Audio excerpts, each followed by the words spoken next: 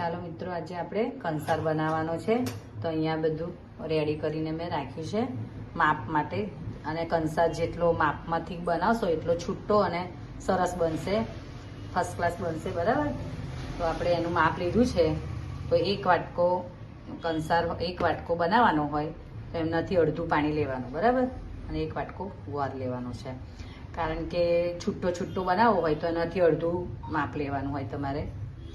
એટલે આપણે પહેલાં ગેસ ચાલુ કરી અને પાણી રેડીશું અને અડધા માપનું. બરાબર? આટલો એક છે એટલે આપણે અડધું પાણી લેવાનું છે. બરાબર? ચાલો આપણે હવે ગેસ ઓન કરીશું. તો આમાં આપણે ઘઉંનો જાડો લોટ પણ લેવાનો છે અને સોજી પણ લઈ શકાય. બરાબર? તો આ ઘઉંનો લોટ તૈયાર છે.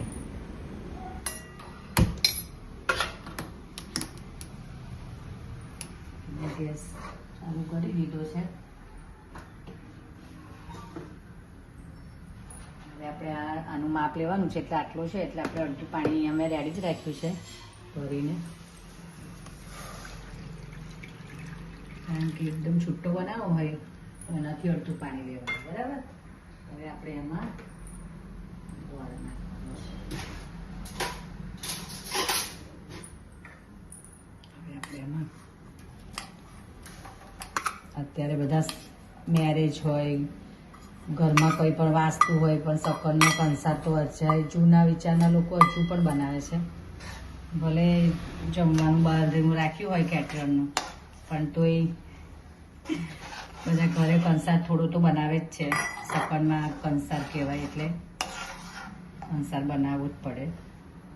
ઘણા લોકો નથી માનતા પણ આપણે જૂના રિવાજ પ્રમાણે બધા માને. એટલે હવે આપણે પાણી ઉકળે, ગોળ બરાબર ઓગળી જાય એટલે પછી આપણે એમાં થોડું તેલ કે ઘી નાખવાનું છે. તમારે જે યુઝ કરવું હોય. હું થોડું આમાં ઘી નાખીશ. બરાબર? હવે આપણે આમાં તેલનું મોવણ કરવાનું છે. એટલે આપણે આ તેલ તમે મોવણ કરો એટલે કોઈને નડે નહીં. કંસાર છૂટો છૂટો થાય.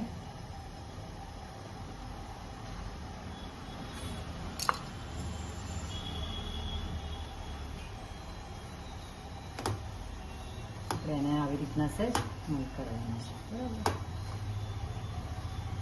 પાણી ગરમ થાય ત્યાં સુધી આવી રીતના આને લોટને મોઈ કાઢવાનો. કોઈ પણ લગ્ન પ્રસંગની આ બધામાં પહેલો કંસારની શરૂઆત થાય, ગણપતિ સ્થાપના.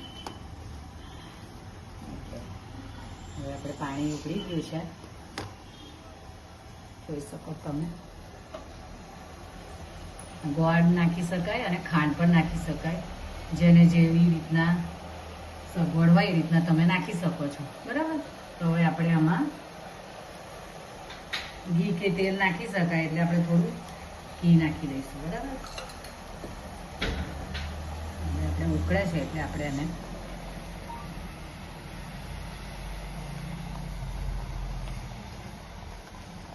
આવી રીતના હવે ગેસની ફ્લેમ થોડી ધીરી કરી દેવાની છે.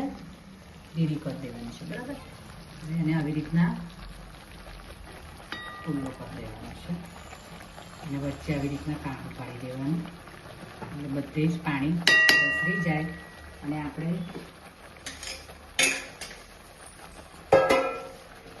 એ જ કઠોટ હોય એ જ આપણે આવી રીતના ઢાંકી દેવાનું છે. બરાબર?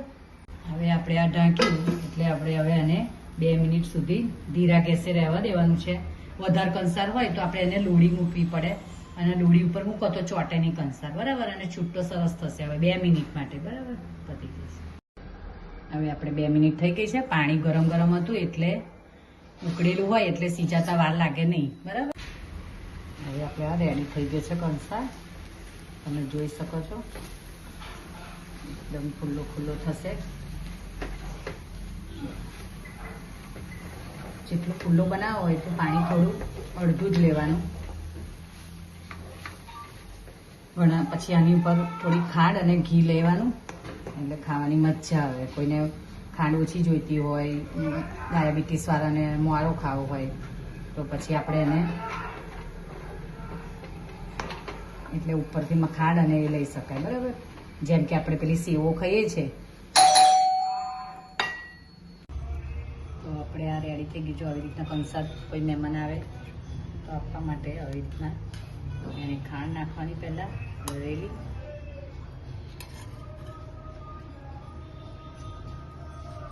આવી રીતના ખાંડ નાખી હવે આપણે એમાં ઘી નાખવાનું છે. બરાબર, આપણો રેડી છે કંસાર. આપણી ગુજરાતી કહેવત છે ને કે ગોળ વિના મોરો કંસાર એમ મા વિના સૂનો સંસાર. એવી રીતના ગોળ વગર કંસારની મજા આવે નહીં. તો આપણો રેડી છે કંસાર. બરાબર, રાધે રાધે.